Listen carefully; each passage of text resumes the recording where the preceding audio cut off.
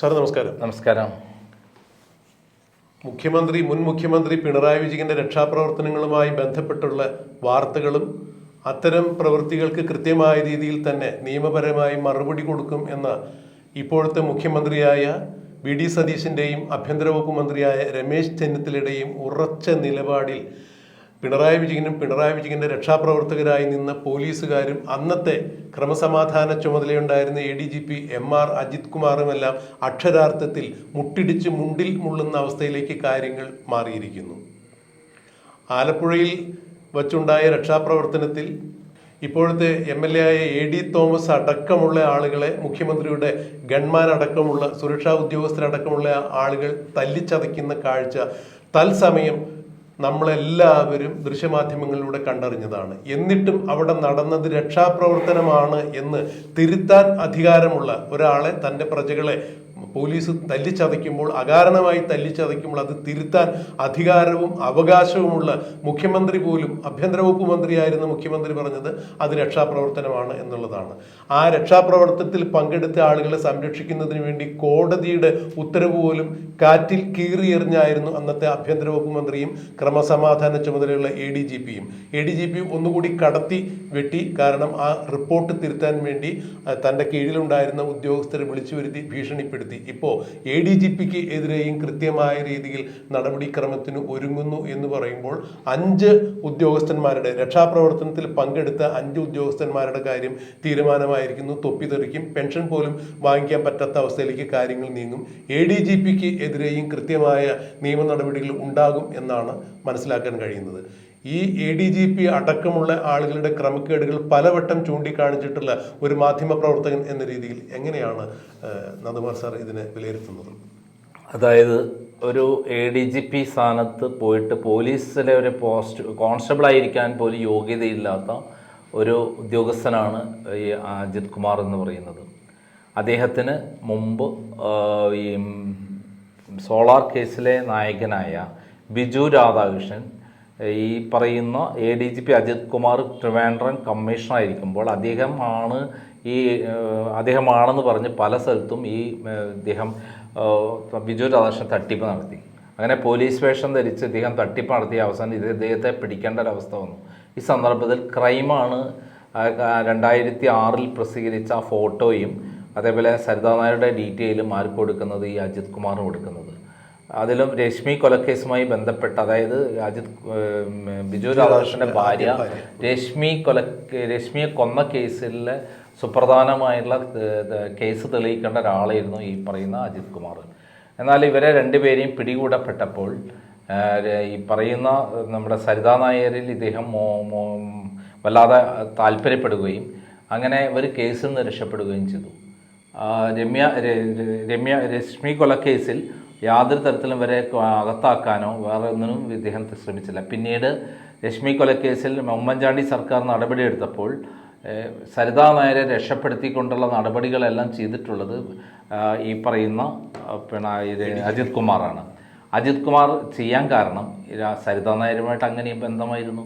സരിതാ നായർ സ്ഥിരമായിട്ട് ഇദ്ദേഹത്തിൻ്റെ ക്യാമ്പ് ഹൗസിൽ വന്നിരുന്നു എന്ന് ഞാൻ പറയുന്നതല്ല, സരിതാ നായർ തന്നെ എഴുതിയ 21 പേജിൽ ഉള്ള ഒരു റിപ്പോർട്ടാണ്. ആ റിപ്പോർട്ട് പ്രകാരം ഇദ്ദേഹവുമായിട്ട് സരിതാ നായർ അങ്ങനെയുള്ള അവിഹിത ബന്ധങ്ങൾ ഉണ്ടായിരുന്നു എന്നാണ് അതിൻ്റെ അകത്ത് പറയുന്നത്. അങ്ങനെയുള്ള ഒരു ഉദ്യോഗസ്ഥന് സ്ഥാനത്തിരിക്കാൻ പറ്റുന്നതാണോ? അതിൽ അന്ന് ഈ സരിതാ നായരെ അറസ്റ്റ് ചെയ്തിരുന്നെങ്കിൽ ഉമ്മൻചാണ്ടിക്കെതിരെ ഒരു കള്ളപ്പരാതി കൊടുക്കാൻ പോലും അവർ ഉണ്ടാവുമായിരുന്നില്ല. ബിജു രാധാകൃഷ്ണനെ പോലെ 2 പേരും ജയിലിൽ കിടക്കുമായിരുന്നു. എന്നാൽ മാപ്പുസാക്ഷിയാക്കി സരിതാ നായരെ രക്ഷിച്ചപ്പോൾ അതിൽ ഏറ്റവും ബുദ്ധിമുട്ടുണ്ടാക്കിയത് ആർക്കാണ്? ഈ ഉമ്മൻചാണ്ടിക്കാണ്. ഉമ്മൻചാണ്ടിക്കെതിരെ ഗണേശൻ അടക്കമുള്ള ആളുകൾ ചേർന്നുകൊണ്ട്, പിണറായിയും ഗണേശൻ അടക്കമുള്ള ആളുകൾ ചേർന്നുകൊണ്ട് ഒരു വ്യാജമായ ലൈംഗിക ആരോപണം ഉണ്ടാക്കുകയും അങ്ങനെ അദ്ദേഹത്തെ നശിപ്പിക്കുകയും ചെയ്തു. യാതൊരു തരത്തിലും സത്യസന്ധമല്ലാത്തൊരു കാര്യമായിരുന്നു ഉമ്മൻചാണ്ടിക്കെതിരെ സരിതാ നായർ വഴി പിണറായി വിജയനും അതേപോലെ ബിജു രാധാകൃഷ്ണനും ഗണേശനും ചേർന്നുണ്ടാക്കിയത്. അതിൽ ഇടനിലക്കാരനായി എല്ലാ കാര്യങ്ങളും ഒത്താശ ചെയ്തു കൊടുത്തത് ADGP അജിത് കുമാർ ആയിരുന്നു എന്നുള്ള വിവരമാണ് എനിക്ക് അന്ന് കിട്ടിയിട്ടുള്ളത്. ADGP അജിത് കുമാർ അന്ന് മുതൽ പിണറായി വിജയൻ്റെ ഒരു എർത്തായി കഴിഞ്ഞുകൂടുകയായിരുന്നു. കഴിഞ്ഞ ഗവൺമെൻറ് കാലത്ത് സ്വപ്നയെ ഒതുക്കാൻ വേണ്ടി അജയ് കൃഷ്ണൻ്റെ HRDS എന്നുള്ള സ്ഥാപനത്തിൽ അവിടെ വർക്ക് ചെയ്യുന്ന സ്വപ്നയെ അറസ്റ്റ് ചെയ്യുക എന്നുള്ള രൂപത്തിൽ ഭീഷണിപ്പെടുത്തുകയും ചില പത്രപ്രവർത്തകരെ അയക്കുകയും അജയ് കൃഷ്ണനെ കള്ളക്കേസിൽ കൊടുക്കുകയൊക്കെ ചെയ്തതിൻ്റെ പിന്നിൽ ഈ പറയുന്ന ഈ ഉദ്യോഗസ്ഥൻ ഇദ്ദേഹമായിരുന്നു, അജിത് കുമാറായിരുന്നു. അപ്പം അത്രയും വൃത്തികെട്ട ഒരു മനുഷ്യനാണ്. സ്വപ്നയെ ഭീഷണിപ്പെടുത്തി പിണറായി വിജയനെതിരെയുള്ള എന്തൊക്കെ തെളിവുകളുണ്ടോ അതെല്ലാം കൈവശപ്പെടുത്താൻ അദ്ദേഹം ശ്രമിക്കുകയും ചെയ്തു എന്നുള്ള കാര്യം നമുക്കെല്ലാവർക്കും അറിയുന്നൊരു കാര്യമാണ്. ഇപ്പോൾ പിണറായി വിജയന് വേണ്ടി ഏത് ദാസ്യവേലയും ചെയ്യാം. അതേപോലെ അങ്ങനെയാണ് നമുക്കറിയാം തൃശ്ശൂരിൽ സുരേഷ് ഗോപിയെ വിജയിപ്പിക്കാൻ വേണ്ടി പൂരം കലക്കലിന് ഇദ്ദേഹം നേതൃത്വം നൽകിയത്. എന്നിട്ട് സുരേഷ് ഗോപിക്ക് വലിയ അവിടെ ഒരു ഹീറോ പരിവേഷം ഉണ്ടാക്കി ജനങ്ങൾ വോട്ട് നേടി അദ്ദേഹത്തെ വിജയിപ്പിക്കുക എന്നുള്ള തന്ത്രമാണ് പിണറായി വിജയൻ കേന്ദ്ര BJP നേതൃത്വത്തിൻ്റെ നിർദ്ദേശപ്രകാരം ചെയ്തത്. അത് കൃത്യമായി അവിടെ നടപ്പിലാക്കി. നമ്മൾ ഇത്തവണത്തെ ഇലക്ഷൻ പാറ്റേൺ നോക്കിക്കഴിഞ്ഞാൽ അവിടെ മൊത്തത്തിൽ 2 ലക്ഷത്തിൽ ചില്ലാൻ വോട്ട് BJPക്ക് നഷ്ടപ്പെട്ടിട്ടുണ്ട്. അതായത് സുരേഷ് ഗോപി 75,000 വോട്ടാണ് ഭൂരിപക്ഷത്തിനാണ് കിട്ടിയെങ്കിൽ ഇപ്പോഴത്തെ ഇലക്ഷൻ നടന്നാൽ മാക്സിമം പോയ 2 ലക്ഷം വോട്ടാണ് BJP കിട്ടാൻ പോണത്. അങ്ങനെയുള്ള കൃത്രിമമായ മാർഗത്തിലൂടെയാണ് പിണറായി വിജയനും ഈ അജിത് കുമാറും തമ്മിലുള്ള കാര്യങ്ങളെല്ലാം ചെയ്തിട്ടുള്ളത്. ഉമ്മൻചാണ്ടിയെ നശിപ്പിക്കാൻ വേണ്ടി ഇദ്ദേഹം ചെയ്ത ഹീനകൃത്യങ്ങളെ പോലെ മറ്റൊരു ഉദ്യോഗസ്ഥനും ചെയ്തിട്ടില്ല എന്നുള്ളതാണ് സത്യം. സത്യത്തിൽ സരിതാ നായർക്ക് പോലും ഇങ്ങനെ കള്ളപ്പരാതി കൊടുക്കുന്നതിൽ താല്പര്യമുണ്ടായിരുന്നില്ല. എന്നാൽ ഈ അജിത് കുമാറിൻ്റെ പോലീസ് ഉദ്യോഗസ്ഥനാണ് എന്നുള്ളത് കൊണ്ട് മാത്രമാണ് അവർക്ക് നിർബന്ധിതമായിട്ട് ഇങ്ങനെ എല്ലാ കാര്യങ്ങൾക്കും ചെയ്യേണ്ടി വന്നത്. സാർ, ആ കത്തിൽ 4 പേജ് പിന്നെ എഴുതി ചേർത്തു എന്നൊക്കെ പറഞ്ഞൊരു പരാമർശം. 5 പേജ് എന്ന് പറഞ്ഞാൽ 21 പേജായിരുന്നു ജയിലിൽ നിന്ന് എഴുതിയത്. ബാക്കി പുറത്തു വന്നിട്ട് ഇവരുടെ ഒരു പോലീസ് ബുദ്ധി ഉണ്ടെന്ന് അതിനകത്ത് പ്രത്യേകം ഉണ്ടായിരുന്നു. ആ പോലീസ് ബുദ്ധി എന്ന് പറയുന്നത് അജിത് കുമാറാണ് എന്നാണ് എനിക്ക് കിട്ടിയിട്ടുള്ള വിവരം. അല്ലാന്നുണ്ടെങ്കിൽ അജിത് കുമാറിനെ നിഷേധിക്കേണ്ട കാര്യമാണ്. അപ്പം ഇവിടെയെല്ലാം നമ്മൾ കാണുന്നത് ഒരു ക്രിമിനലായ ഉദ്യോഗസ്ഥൻ ഇവിടെ ഭരിച്ചുകൊണ്ടിരിക്കുന്നു എന്നുള്ളതാണ്. ഉദ്യോഗസ്ഥ തലത്തിൽ പിണറായി വിജയൻ്റെ എന്ത് തെമ്മാടിത്തരത്തിനും കൂട്ടുന്നു. ഡൽഹിയിൽ പോയിട്ടാണെങ്കിലും കേസുകൾ ഒതുക്കുന്നതിന് ഭാഗമായിട്ട് പ്രവർത്തിക്കുകയും പിണറായി വിജയൻ ഏതെങ്കിലും കേസുകൾ ഒതുക്കുന്നതിന് പോയി ഡൽഹിയിൽ അതിലെ BJP നേതാക്കന്മാരുമായിട്ട് ധാരണയും മുൻ RSSൻ്റെ ഒരു പ്രവർത്തകൻ കൂടിയായ അജിത് കുമാർ കാണിച്ച ഇത്രയും വൃത്തികേടുകൾ പോലീസ് സേനയ്ക്ക് തന്നെ അപമാനമാണ് എന്നുള്ള കാര്യത്തിൽ സംശയമില്ല. ഇങ്ങനെ ഇരിക്കുമ്പോഴാണ് നമ്മളിപ്പോൾ പുറത്തു വന്ന വിവരത്തിൽ നമുക്കറിയാം ആലപ്പുഴയിൽ വെച്ച് നടന്ന ഗുരുതരമായ രക്ഷാപ്രവർത്തനം എന്ന പേരിൽ 2 യുവാക്കളെ ഇപ്പോഴത്തെ MLA AD തോമസിനെയും അജയിനെയും അതിക്രൂരമായി ആക്രമിച്ചിട്ട് മർദ്ദിക്കുന്ന കാര്യങ്ങൾ ആ കാറിൽ നിന്ന് ഇറങ്ങി വരുന്ന ഗൺമാൻമാർക്ക് യാതൊരു അവകാശവുമില്ല. വലിയ ദണ്ഡുമായി വന്നിട്ട് രണ്ട് മനുഷ്യരെ അടിച്ച് നിരപ്പാക്കുന്നത് തലയ്ക്കും കാലിനും എല്ലാം ശരീരം മുഴുവൻ തലയ്ക്കടിച്ച് കൊല്ലാൻ വേണ്ടിയാണെന്നുള്ളത് കൃത്യം. എന്തെങ്കിലും പറ്റിക്കഴിഞ്ഞാൽ അവർ ജീവിച്ചിരിക്കില്ല.